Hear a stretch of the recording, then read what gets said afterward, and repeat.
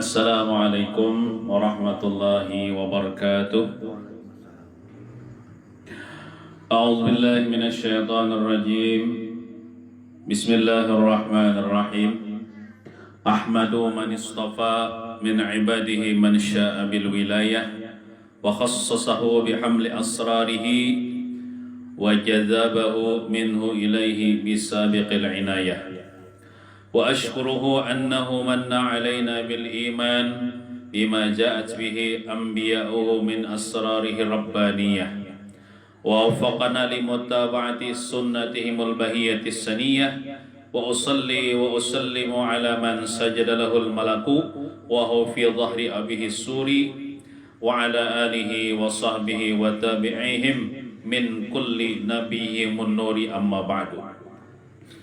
Alhamdulillah, kita bersyukur kepada Allah Subhanahu wa Ta'ala karena dengan limpahan taufik dan hidayahnya jualah, nikmat dan karunia-Nya jualah, sehingga dapatlah kita berhadir di tempat ini untuk mengabulkan hajat daripada sahibul bait, terutama meminta kepada ulun untuk membacakan manaqib Syekh Samman Al-Madani.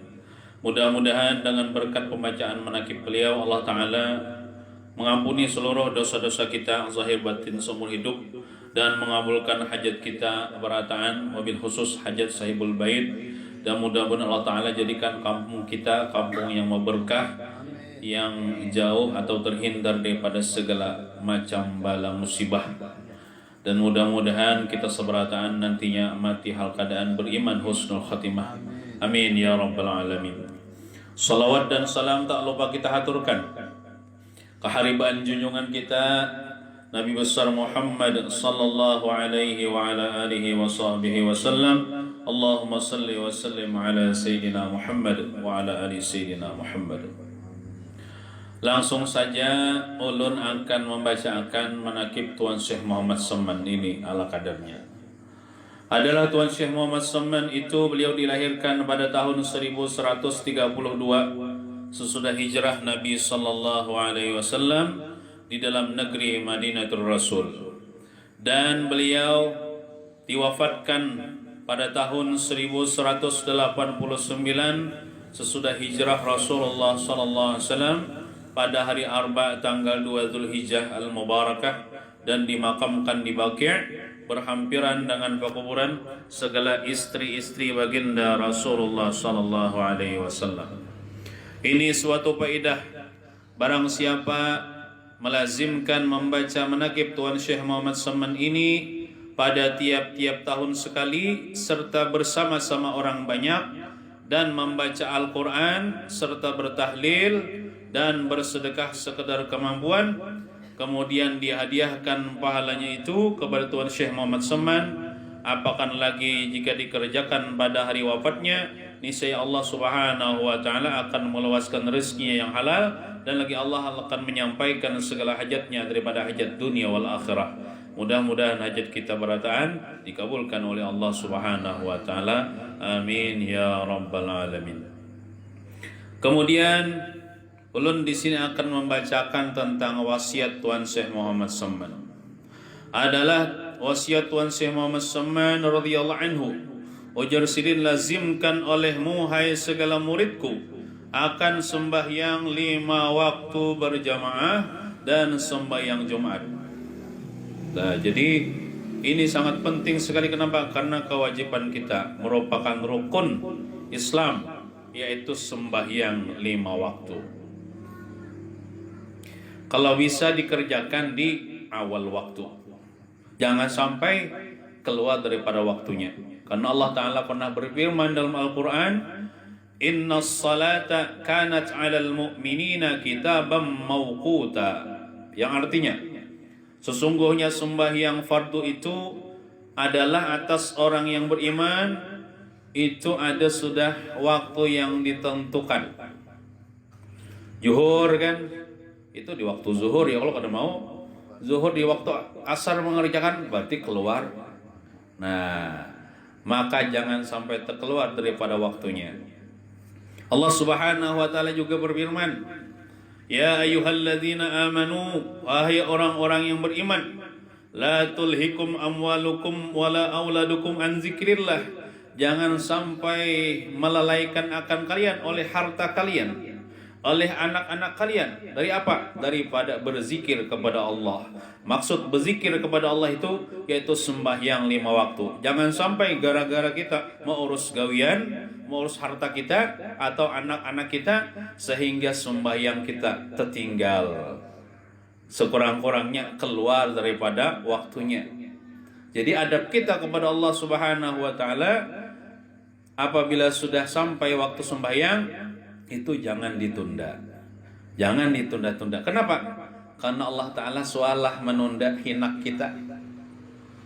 Sualah kita kada behinak sejam. Kada pernah. Semenit aja kada pernah Allah Ta'ala menunda.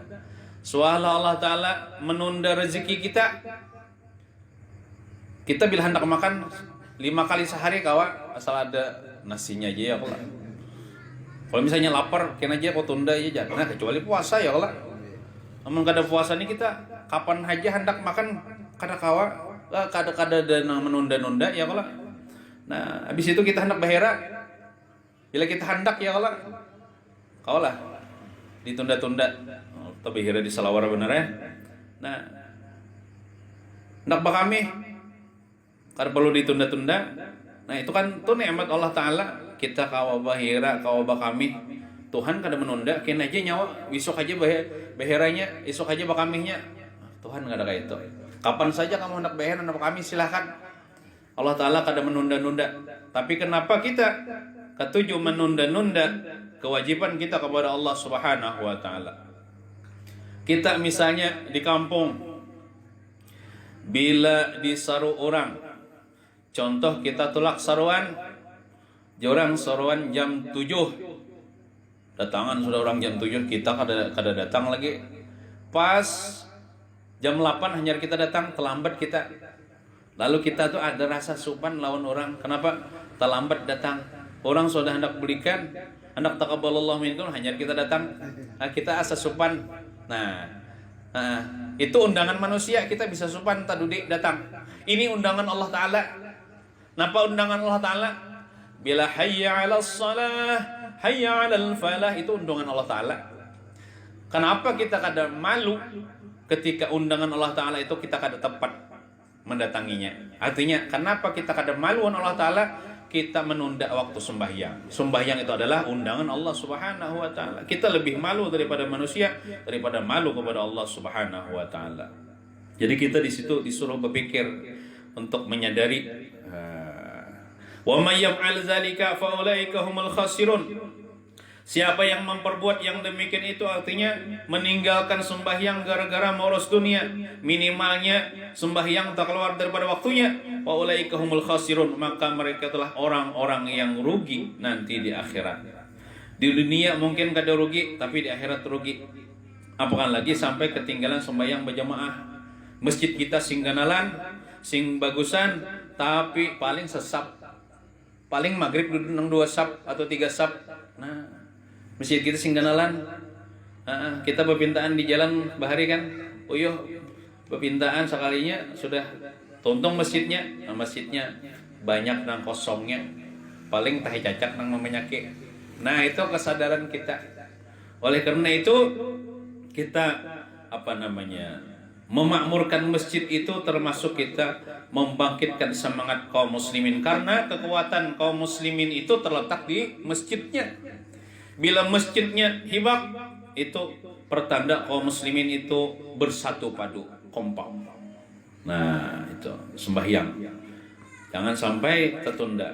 Kita suruh juga anak kita, bini kita, wa'mur ahlaka bis salati wastabir 'alaiha. Uji Allah Ta'ala berfirman dalam surah Taha ayat 132. Wa'mur ahlaka, suruh keluargamu, anak istrimu untuk salat. Ini kayak apa? Hendak menyuruh anak buah, bini, seorang aja misalnya kada mengerjakan salat atau kada tepat waktu salat. Suruh, yang penting suruh dulu anak istrimu untuk mengerjakan salat 5 waktu. Apabila sampai waktunya, wastabir 'alaiha, dan bersabarlah dalam mengerjakan sholat tersebut. Kita mengerjakan perintah Allah tuh perlu kesabaran. Melihat TV misalnya rame TV, sabar meninggalkan TV demi mengerjakan sembahyang di awal waktu. Kita haratan begawi, nyaman-nyamannya begawi sudah, apalagi mau unjun pas mematuknya, sabar meninggalkan jerujutnya dah. Makanya jerujutnya tuh tidak dijual di pasar. Nah, sabar meninggalkan gawian demi apa? Demi sembahyang. Jadi kita mengerjakan sembahyang perlu kesabaran. Mau ada sabar ya tak tinggalkan. Ya tak tunda itu kan sabar ngarannya. Ada sabar. Nah, kemudian la nas'aluka rizqa, ujar Allah Ta'ala, kami tidak meminta kepada engkau wahai manusia akan rezeki. Adalah Allah Tuhan meminta kepada kita rezeki kan tidak? Nahnu narzuquka, kamilah yang memberi rezeki akan engkau. Nah, jadi ayat ini menjelaskan kepada kita apabila kita tuh dalam rumah tangga kita ini sembahyang, anak bini kita sembahyang, insya Allah rezeki itu mudah ya. Itu Allah Ta'ala berfirman dalam surah Taha ayat 132, wal aqibatu lit taqwa, dan akibat yang baik itu maksudnya surga akan diberikan kepada orang-orang yang takwa. Orang takwa itu apa? Orang yang penyembahyang. Nah, penyembahyang. Kemudian kita kembali kepada manaqib si Seman. Ujar si Seman apa pulang? Ini apa namanya, akhlak si Seman. Di antara akhlak beliau sangat kasih sayang dan cinta kepada fakir miskin, orang-orang alim, orang-orang saleh. Dan juga beliau itu tawakalnya kuat kepada Allah. Kada wali Allah Ta'ala itu nang kada bertawakal. Seberataan bertawakal kepada Allah. Arti tawakal apa? Menyerahkan seluruh urusan apapun kepada Allah Subhanahu, menjadikan Allah Ta'ala sebagai wakilnya. Bertawakal kepada Allah. Kita misalnya mengunci kendaraan, pada zahirnya mengunci hati kita, ya Allah jagakan kendaraan ulun. Pian begaduh nahyam, buat dalam kurungan, dikunci. Ya Allah jaga akan supaya jangan dimakan musang. Itu hati kita bertawakal kepada Allah, tapi dikunci juga. Toko pian dikunci supaya Allah Ta'ala minta kepada Allah Ta'ala, ya Allah jagakan supaya jangan dimasuki maling, tapi dikunci juga. Nah itu hati kita yang bertawakal kepada Allah. Jangan bertawakal aja tapi pada dikunci. Sembrono jadi. Iya, sembrono itu namanya bahagikat kan bersyariat. Kita orang Islam ini bersyariat dan bahagikat. Syariat itu usaha. Usaha kita ada. Kadang melapas usaha. Kayak kita berjualan, bertoko, berusaha ya kan. Tapi hati kita hanya bertawakal kepada Allah, mengharap kepada Allah, bukan mengharap kepada gawian kita, bukan bertuhan kepada gawian kita, bukan bertuhan kepada toko kita. Kita yakin Allah Ta'ala yang berezeki, yang menghasilkan rezeki kita, bukan toko atau bukan gawian kita, bukan usaha kita. Bertawakal kepada Allah Subhanahu, ini urusan hati. Ada kisah tentang tawakal. Telah dikisahkan ada seseorang ulama besar terkenal ahli sufi, namanya Zunnun al-Misri, orang Mesir. Itu di kalangan ulama-ulama atau kitab-kitab tasawuf terkenal Zunnun al-Misri itu. Sidin ini gawian Sidin apa? Berburu mencari rezeki di laut. Tadi di sungai lagi lah, di laut artinya menjadi nelayan. Mencari iwak. Kalau di laut itu kan bebas saja, kalau di sungai bebas saja. Nah, kalau di pohomaan ini jadi masalah. Kalau pohomaan orang kayak apa? Nah, bepadah dulu. Lawan ampun pohomaannya, paman. Saya paman Sulaiman nih. Ulun boleh lah monjun di pohoman pian kada boleh aja Sidin. Jangan monjun, ini haram hukumnya. Nah, kada boleh. Walaupun walutnya ada di situ, namun Sidin bepadah mun Sidin mun kada bepadah, hati-hati tambahkan yang haram. Gitu. Nih di sumur orang di mana? Lain misalnya di danau nang milik orang beratan ya kada apa-apa. Di sungai atau di laut. Sidin ini mencari iwak di laut. Sidin ini sambil membawa anak perempuan Sidin yang masih kecil yang belum balik. Ini Sidin ini wali lah, anak Sidin wali juga. kanakan yang masih halus tuh wali juga di bawah sidin. Lalu sidin Zunnun al-Misri ini sidin melemparkan akan jebakan ikan, bahasa aninya kan lontak. Ya kalau tahu bahasa kayak bahari itu apakah bentuknya ini kan lontak. Nah dia sidin naik pinggir pantai kan tuh di tengah lautnya kan, wae perahu pokoknya. Sidin lontarkan akan jebakan ikan, kemudian terbuat ikan ke dalam jebakan itu. Nah, lalu sidin hendak mengambil ikan itu daripada jebakan itu kelihan maksudnya. Lalu anak sidin yang perempuan yang halus melihat akan bibir ikan bergerak-gerak. Biasanya iwak tuh montongnya bergerak-gerak lah. Nah, ini sudah terperangkap dah. Sekalinya diambil berdahulu oleh anak sidin iwaknya itu, ditimbai pulang ke sungai. Wah, mun kita bermamai oleh apa uyuh-uyuhnya apa nih mencari iwak, sudah dapat ikan timbai ke sungai lah nak. Nah, tapi ini kan orangnya wali ya lah. Wali ini tahu lah, kada pemarah dan pemurah sifatnya. Kada penyarikan dan pemurah. Mun kita penyarikan dan memalar. Nah, itu lain wali. Kada penyarikan, tidak pemarah dan pemurah. Nah, lalu bertanya kepada anak sidin perempuan bahasa Arab panglah. Limaza dhayya'ti kasbana, wahai anak perempuanku, kenapa ikam sia-siakan akan usaha kita? Abah berusaha sudah. Kenapa ikam timbai pulang iwaknya ke laut? Sia-sia kita. Ujar anak sidin ini pintar menjawab. Faqalat lahu, dia berkata kepada ayahnya, inni la arda bi aqli khalqin yazkurullah ta'ala. Ya Allah, wahai ayah, wahai abah, ulun kada redha, kada senang memakan makhluk yang berzikir kepada Allah Subhanahu wa taala. Oh, rupanya iwak tadi berzikir. Iwak tuh pakai berzikirnya. Nah, montongnya bergerak-gerak berzikir. Tapi mun sudah ini iwaknya lah masih di dalam jebakan tadi, berarti masih di banyu.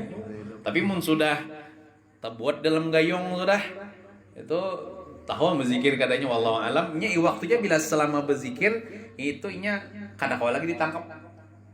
Nah, kenapa tadi kau ditangkap ya inya belum dibuat dalam gayung deh. Jadi kelihatan berzikir ulun kada hakun abahai memakan makhluk yang berzikir kepada Allah. Iwak tuh berzikir.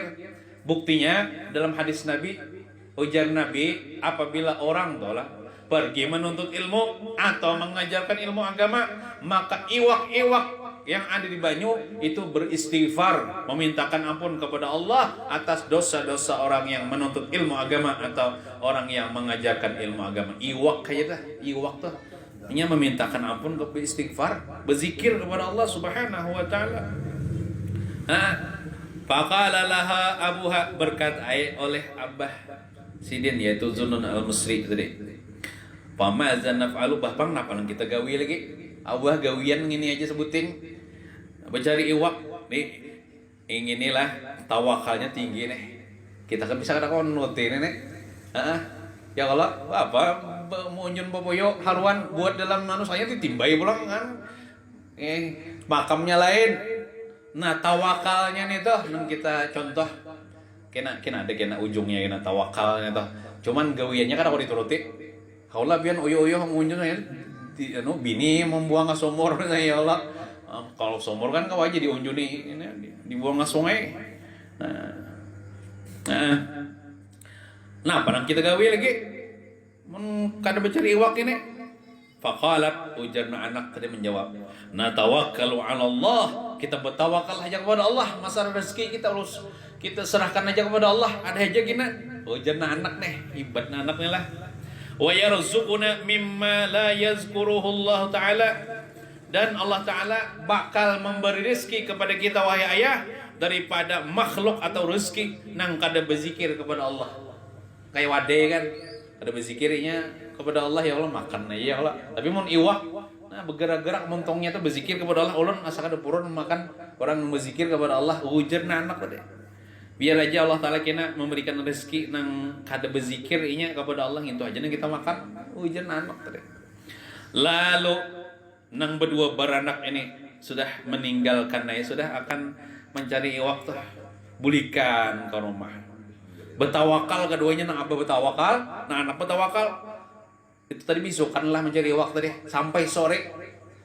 Sampai nunggu rezeki dari Allah. Nya kayak itu. Anunya apanya keyakinan kita nih. Bila ada rezeki, ada umur tak? Bila ada rezeki habis tuh umur. Itu ya. Bila umur kita nih masih ada tuh rezeki kita. Nah, itu sudah kepastian dah. Keyakinan kita dah. Nah, sampai sore hadang. Kada datang lagi nih. Kada datang sesuatu apapun makanan. Sampai waktu maghrib kada datang juga. Sabar aja berdua nih. Sabar aja bahaya. Kena insyaallah ada aja. Kita yakin aja mun ada umur ada rezeki sampai waktu isya. Ketika sampai waktu isya, sembahyang jobang tadi lah, maghrib sembahyang, isya sembahyang, asar sembahyang. Bertawakal aja tapi kada sembahyang. Apa ini tuh? Lalu Allah Ta'ala turunkan atas keduanya ma'idatan minas sama, talam daripada langit. Orang bertawakal tau lah. Itu bakal amat asa bujur-bujur tawakalnya lah, bukan tawakal nang tawakalan toh. Aku betul tawakalan aja. Nah itu kan kada bujur ada kata-kata kena tawakalan aja. Nah, gegawayan ya. Nah itu kada yakin katanya. Lalu turun dari langit talam. Ada piring lagi lah talam. Talam tuh gonol, mau orang berlima. Alaiha alwanu ta'am. Di talam itu bermacam-macam makanan. Macam-macam makanan ya Allah, makanan dari surga nih. Nah, wasarat kulla lailatin tanzilu ila nahwi isnatai asyara sana. Sebutkan dalam kitab. Jadilah talam itu pian setiap hari turun. Kada nang talam nginto toh. Untuk seumur hidup kada habis itu kan ada pulang turun dari langit. Setiap malam toh. Amun malam tuh kan kawah aja kena diimit kan ke sana subuh pulang ya Allah. Kena esok ada pulang turun malam esok ada pulang sampai berapa tahun? Sampai 12 tahun biang.